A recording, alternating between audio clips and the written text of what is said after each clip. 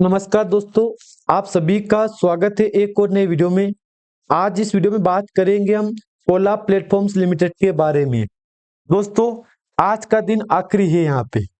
आगे बात करेंगे कि इसका क्या मतलब हो रहा है, क्या कोई अच्छी खबर है, क्या कोई बुरी खबर है, कोई गुड न्यूज है, कोई बैड न्यूज है। हम सभी बातें इस वीडियो में डिस्कस करेंगे दोस्तों। तो अगर आप भी वीडियो को पहली बार देख रहे हो तो लाइक कर देना। अगर चैनल पे आप नए आए हो तो एक बार सब्सक्राइब भी कर देना। अब दोस्तों, आपके सामने डिस्प्ले के ऊपर शो हो रहा है कंपनी का ओला प्लेटफॉर्म्स लिमिटेड का कारोबार। यहाँ पे आज हम पूरी कुंडली देखेंगे कंपनी की कि कुंडली में क्या हो रहा है। बीते 5 डे का देखो आप यहाँ पे, और पिछले एक महीने का चार्ट देख लो आप यहाँ पे। जबकि चार्ट आपके सामने शो होगा 24 नवंबर 2025 का। ये 4 दिन का चार्ट है यहाँ पे, 1, 2, 3, 4। और ये सेम प्राइस पे क्लोजिंग हुई ना, वो काम का है यहाँ पे। कुछ इन्वेस्टर पैनिक हो रहे हैं। देखो, पैनिक होना भी एक आम बात हो गई है, क्योंकि अगर कंपनी कामकाज नहीं करेगी कौन इस निवेशक इसमें रहेगा, यहाँ पे निवेश करेगा। सिंपल बात दोस्तों, अगर कंपनी यहाँ सही से कामकाज नहीं करेगी ना, तो कंपनी में कौन इन्वेस्टर बैठा रहेगा यहाँ पे। ये बात आप समझ जाना यहाँ पे, क्योंकि कामकाज सेबी ने बंद कर दिया है। अब ये कंपनी सेबी की निगरानी में परफॉर्मेंस कर रही है, चाहे आज करो या कल करो परफॉर्मेंस, लेकिन सेबी की निगरानी में कामकाज कंपनी कर रही है। मैंने आपको ऑलरेडी बोल दिया है कि पैनिक होने की आपको आवश्यकता बिल्कुल भी नहीं है। जो कामकाज कंपनी कर रही है उसको एक बार आप सही से समझ लो। आपके सामने चार्ट ओपन किया है 1 साल का। इसमें 1 साल में कंपनी एक टाइम पे 15 पे गई थी यहाँ पे। विचार करो, 2 जनवरी को कंपनी 15 पे थी यहाँ पे। उसी के साथ कंपनी ने मार्केट में हाई बनाया यहाँ पे 204 का, पिछले महीने 10 या 8 नवंबर को। लेकिन फिर 10 नवंबर को कंपनी शामिल हो गई ईएसएम में।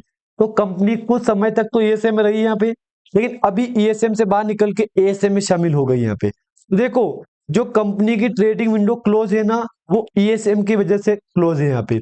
एएसएम की वजह से बिल्कुल भी क्लोज नहीं है। ये बात आप मत बोलना मेरे को कि कंपनी की ट्रेडिंग विंडो एएसएम की वजह से क्लोज है। ना दोस्तों, ये एक आप भी समझ सकते हो कि जब कंपनी में कारोबार बंद है तो किसकी वजह से बंद है। कुछ इन्वेस्टर बोल रहे हैं कि एएसएम की वजह से बंद है। ना दोस्तों, एएसएम की वजह से बिल्कुल भी बंद नहीं है। यहाँ पे कामकाज बंद तो सिर्फ और सिर्फ ईएसएम की वजह से बंद है यहाँ पे। ईएसएम से 2 से कंपनी 1 में चली गई है, और 1 में जाने के बाद फिर कंपनी एएसएम में शामिल हो गई है। इसके पीछे दोस्तों 2 रीजन है कि कामकाज बंद होने का। कुछ निवेशक ने तो सोच लिया है कि एएसएम की वजह से बंद है। दोस्तों, एक बात मैं बोल दूं आपको यहाँ पे, कोई यही कंपनी एएसएम में शामिल नहीं हुई है। रिकॉर्ड इकोनॉमी में तो काफी कंपनियां एएसएम में चल रही है अभी, शॉर्ट टर्म के लिए, लॉन्ग टर्म के लिए। सेम में 1 या 2 लिस्ट, 3 या 4, या 3 या 2 या 1, किसी भी लिस्ट का मानो आप यहाँ पे चल रही है। सभी कंपनी में कामकाज हो रहा है। सिर्फ कोला प्लेटफॉर्म्स को छोड़ के सभी में कामकाज हो रहा है। और अभी दोस्तों, कंपनी ने पिछले वीक में एक नई सब्सिडी कंपनी की शुरुआत की थी। तो ये भी एक अपने लिए प्लस पॉइंट बना है यहाँ पे कि चलो यार, कंपनी कम से कम नई शुरुआत तो यहाँ पे कर रही है।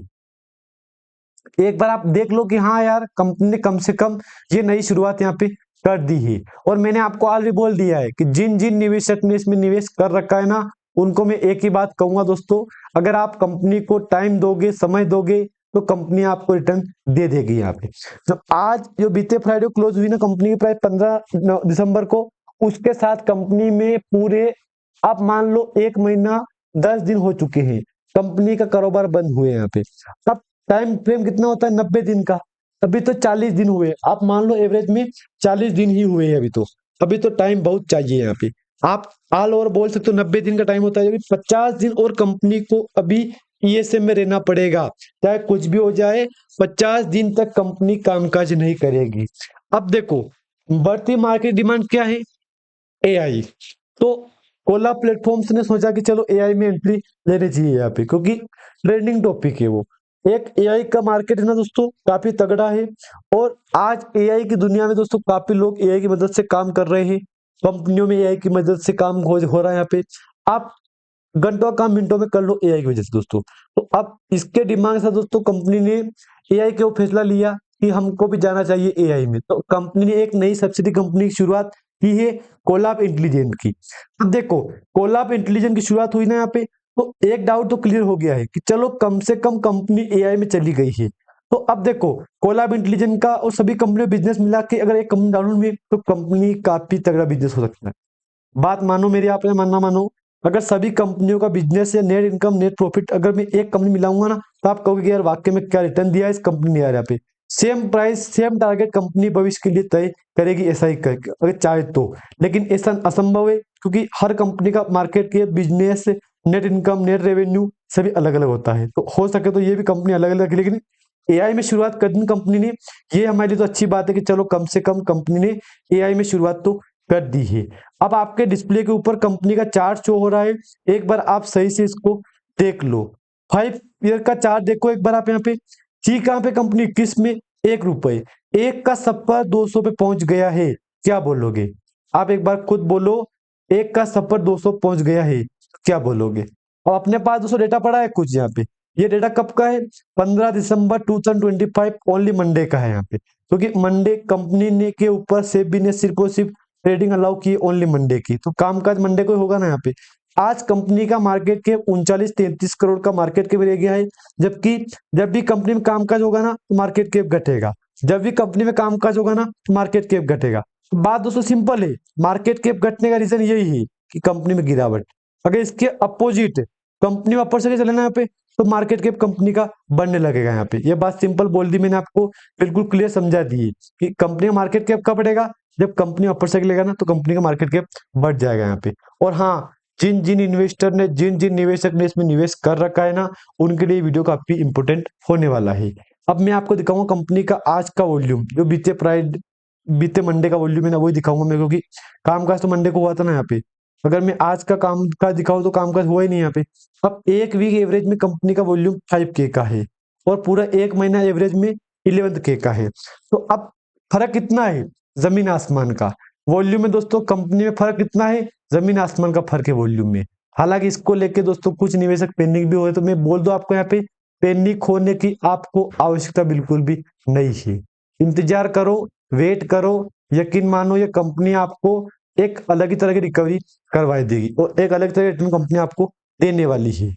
मेरे पास जानकारी जो जानकारी थी मैंने आपसे शेयर कर दी है। अभी रिसेंटली कंपनी ने कोलाब इंटेलिजेंस की शुरुआत की थी, एआई के सेक्टर में गई कंपनी। तो अब एआई के सेक्टर में गई ना कंपनी, उसके कारण दोस्तों कंपनियां कहेंगे बिजनेस बढ़ेगा यहाँ पे। हालांकि जब भी कंपनी में कामकाज शुरू होगा ना, तो बस सवाल उसी पे आएगा कि क्या एआई का कामकाज चल रहा है यहाँ पे, एआई में अच्छा कामकाज कर रही कंपनी, क्योंकि एआई के लिए कंपनी को कहीं ना कहीं काफी अच्छा काम किया है एआई के लिए। बाकी कंपनी को जो अपडेट थी ना, मैंने आपके साथ शेयर कर दी है। एक 29 नवंबर को अपडेट आई थी कंपनी के ऊपर। तो चाहो तो एक बार हिंदी में देख लो आप यहाँ पे कि क्या अपडेट थी 29 नवंबर की कंपनी के ऊपर। देख लो, कोलाब ने 29 नवंबर 25 को 100% स्वामित्व वाली कोलाब सेमीकंडक्टर प्राइवेट लिमिटेड को शामिल किया है। अधिकरण पूंजी 25 लाख रुपए है। CI नंबर ये है। अब देखो, कोलाब इंटेलिजेंट है, कोलाब सेमीकंडक्टर है, कोलाब प्लेटफॉर्म्स है, कितनी कंपनियां हो गई है एक ही कंपनी से। सिंपल बात है, जो जानकारी आपको समझ में आ गई दोस्तों, वीडियो को लाइक कर देना। अगर चैनल पे आप नए आए हो तो सब्सक्राइब एक बार कर देना। धन्यवाद।